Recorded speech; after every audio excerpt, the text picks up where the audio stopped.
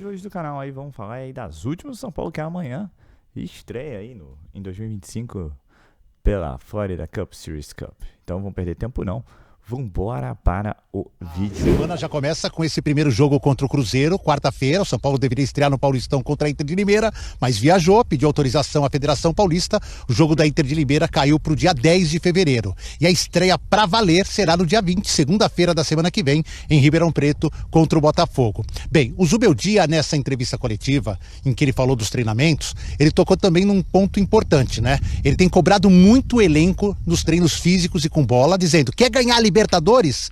Tem que se esforçar mais. O próprio Luiz Gustavo já deu declarações que o São Paulo precisa se entregar mais nessa temporada em relação ao ano passado. Outro ponto que o Zubeldia falou abertamente é que ele esperava 34 jogadores na pré-temporada, 4 goleiros e 30 jogadores de linha. Ele está com 30 atletas, com as chegadas do Enzo Dias e do Bobadilha. O Bobadilha não viajou no primeiro momento com uma virose. E dos 30, 29 vinham treinando porque o Patrick Lanza se recupera de uma dengue, de um quadro de dengue, e por isso ficou em recuperação totalmente na concentração lá nos Estados Unidos. Então ele ainda espera a chegada de mais alguns jogadores no decorrer da temporada, pelo menos mais 4 atletas, para perfazer este número que ele acha ideal para 2025. Outra informação importante, ainda sobre a lateral esquerda. O Enzo Dias vem com direitos fixados, 2 milhões de dólares, 12 milhões de reais. Para que o São Paulo compre ele automaticamente, ele precisa jogar 50% dos jogos da temporada, pelo menos 45 minutos em cada partida. Então não é uma meta assim muito difícil de ser alcançada para o São Paulo desembolsar essa grana. O que pode complicar essa meta ser batida é que o Wendel deve, ou pode, né, na verdade, chegar ainda antes do prazo inicial, que é a metade do ano. Aí o Enzo Dias teria que brigar pela posição com o Wendel, e talvez o Wendel como titular dificulte um pouco essa meta que possa ser alcançada pelo Enzo Dias. O que tentou deixar claro é que o Oscar é um jogador que tem características que o São Paulo não tinha no elenco, e que ele vai potencializar jogadores que têm faro de gol, como o Caleri, como o Luciano. O Verson tinha passado aqui as escalações. Hoje teve treino coletivo para o jogo com o Cruzeiro, que acontece na quarta-feira. Então ficaram Lucas e Luciano num time, Oscar e Caleri no outro time. E é provável que na quarta-feira seja assim, que ele vai misturando. Os times não tem o time, e acho que até de uma forma intencional da parte dele, não estabeleceu o time titular nesse início. Misturar, né? E aí, aos poucos, testando possibilidades dos 4 juntos. São 4 jogadores acima de 30 anos, são 4 jogadores com qualidade técnica, mas que tem que recompor, como a gente fala sempre. O Zubeldia utilizou muito 3 deles juntos no ano passado, pouca gente imaginava que fosse possível. Mas Luciano, Caleri e Lucas jogaram praticamente todas. E o quarto elemento era ou o Ferreirinha ou o Rato. Agora seria o Oscar. Rato e Ferreirinha fazem um trabalho sujo que o Oscar tem mais dificuldade de fazer. Em compensação, o Oscar é 10 vezes mais jogador do que o Ferreirinha e que o Rato, né, em termos técnicos. Então acho que essa vai ser uma das possibilidades, o quarteto dos trintões aí, não para todas as partidas. O que vai ser desafiador não é nem esse revezamento do primeiro jogo com o Cruzeiro. É o final de semana, / segunda-feira. Bizarramente, acho que talvez seja o único time que tem essa situação nesse período, né? Por conta do Paulista ser assim. O São Paulo é o único time que não joga a estreia do Paulista. Seria contra a Inter de Limeira. Conseguiu adiamento de um jogo. Tentou de 2, não conseguiu. Na segunda-feira que vem, daqui uma semana, o São Paulo estreia no Paulista em Ribeirão contra o Botafogo. No domingo, o São Paulo jogará às 5 da tarde em Orlando contra o Flamengo. E aí, como estar 2 corpos ao mesmo tempo, não é possível. Então o São Paulo vai ter um time nos Estados Unidos, outro time em Ribeirão. E o time de Ribeirão vai ser parte do time dos Estados Unidos, que vai ter que liberar 10, 11, 12 jogadores antes. E o técnico vai ser diferente. Um técnico contra o Flamengo e um técnico contra o Botafogo. Aí você pergunta, o Zubeldia vai estar onde? Esse é outro bom ponto da coletiva. Ele falou, isso escapa da minha decisão. É uma questão contratual e de direção. Por quê? Porque o Casares, Júlio Casares, presidente do São Paulo, ele combinou 2 coisas ao mesmo tempo. O Casares, ele não entra em rota de colisão com ninguém. Então ele combinou com os organizadores do torneio, não quis desfazer, e ele é parceiraço do Reinaldo Carneiro de Bastos, presidente da Federação Paulista. A última coisa que o Casares fez antes de ir para os Estados Unidos foi visitar o Reinaldo Carneiro de Bastos. Provavelmente, segunda-feira contra o Botafogo, vou trazer uma turma lá, e aí eu não sei o que o Casares combinou com o Reinaldo. Se vem com o técnico principal para dar um ar de São Paulo principal e Ribeirão Preto, ou se o Zubeldia fica lá, o que seria mais lógico para mim, né? O fato é que os jogadores, depois desse treino de hoje, saberão, via comissão técnica, qual é o plano para a sequência da semana. Quem fica nos Estados Unidos e quem vai mais cedo para São Paulo. O mais inusitado vai ser você na segunda-feira. Pensando principalmente no Campeonato Brasileiro, eu acho que é exatamente essa a questão, né? Qual o objetivo? Vamos traçar aqui os objetivos do ano, né? Isso sempre é feito por todos os clubes, principalmente do ponto de vista financeiro, né? Quais são os objetivos aí dentro dos campeonatos, pensando em quanto vai arrecadar em cada competição para poder fazer um orçamento. São Paulo não é diferente, obviamente fez isso também. Então, se a gente traçar aqui essa perspectiva, nas Copas dá para você pensar em chegar ali num nível parecido com o do ano passado, quartas de final, né? Colocar muito mais do que isso é mais difícil, é mais complicado, porque as Copas são torneios muito imprevisíveis, né? E acho que a eliminação, de novo, não é um jogo que a gente gosta de ficar recordando aqui, mas a eliminação contra o Botafogo mostra muito bem isso, né? O jogo se ofereceu de 1000 maneiras para o São Paulo avançar e ele não conseguiu, não foi efetivo, não foi capaz de avançar naquela ocasião. E no Campeonato Brasileiro, essa meta, uma meta orçamentária, a meta esportiva, enfim, seria de novo ficar entre os 6 primeiros colocados. Muito provavelmente, estar entre os 6 primeiros colocados vai dar ao São Paulo uma vaga direta à Libertadores, né?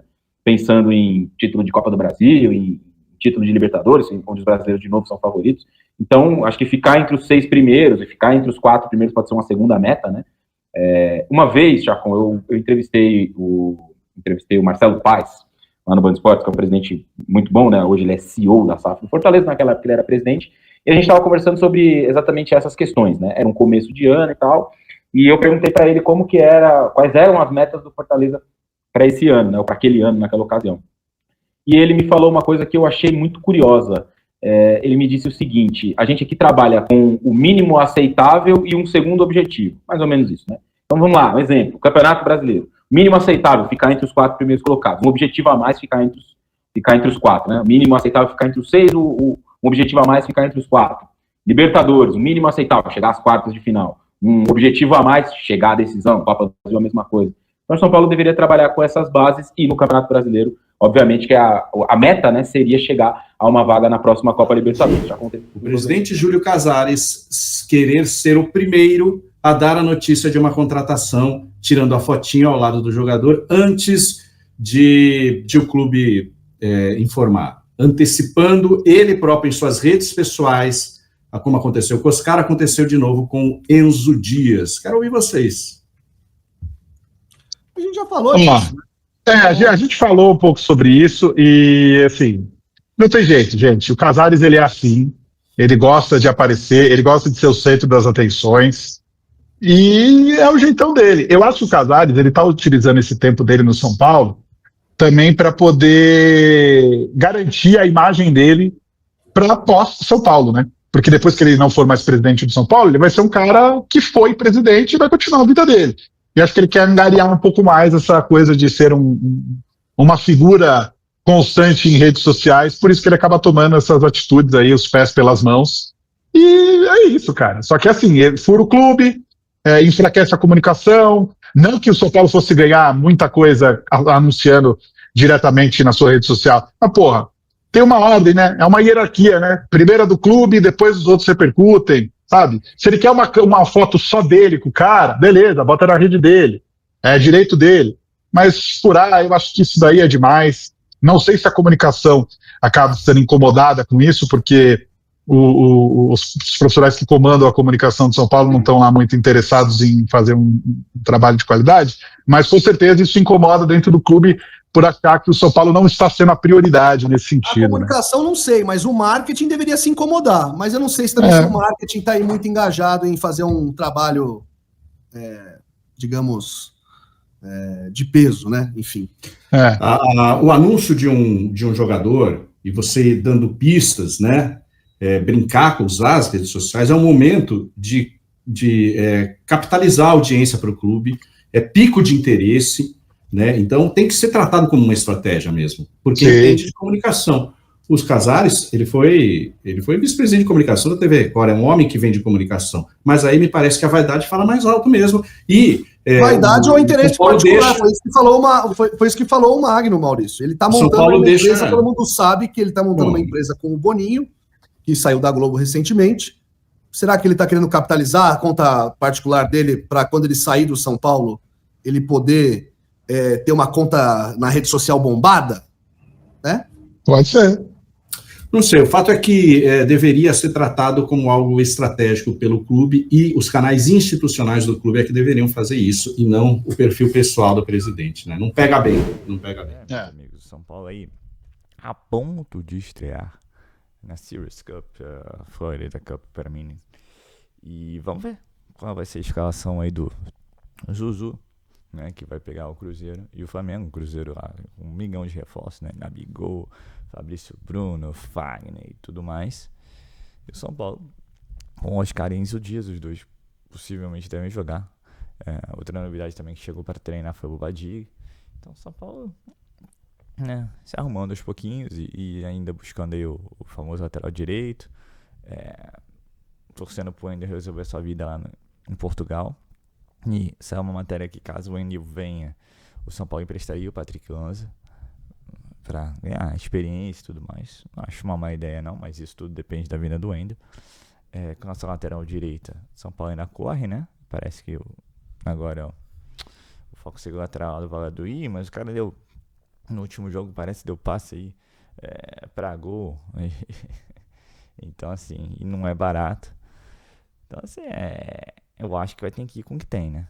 São Paulo também busca renovar o contrato do Igor Vinícius.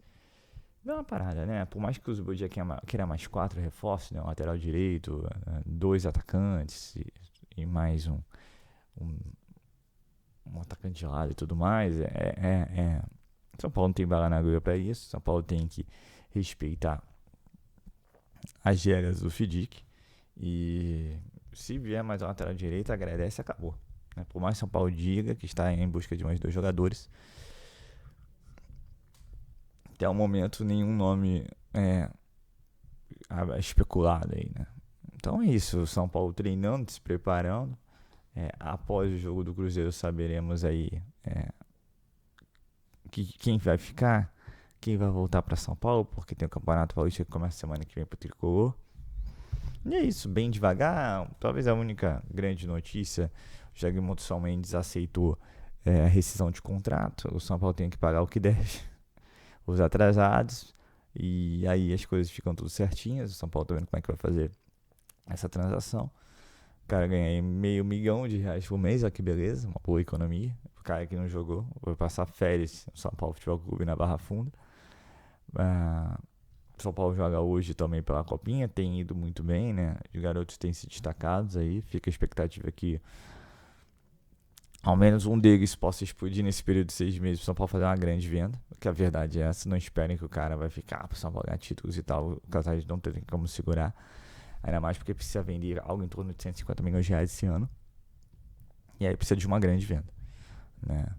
Então é isso, é o São Paulo agora mais focado dentro de campo, fora de campo devagar com relação ao mercado da bola. É até uma discussão que a gente tem nos comentários, é um bate-papo, porque é muita dificuldade que um scout tem para buscar um lateral direito, cara, impressionante, velho. Passou quase mais de um ano para um lateral esquerdo, agora conseguiu 2, mas ainda assim é muita dificuldade. Vamos ficar de olho, vamos aguardar as últimas notícias, novidades. A outra também que saiu foi a discussão da Liga com Casares, que falou que presidente de clube leva clube pra fora e leva passear na Disney. Eu sempre brinco aí, né, que São Paulo foi lá pra passear, foi pra Disney também. Mas é uma grana, já foi explicado, já expliquei em vídeos anteriores, né, tudo pago.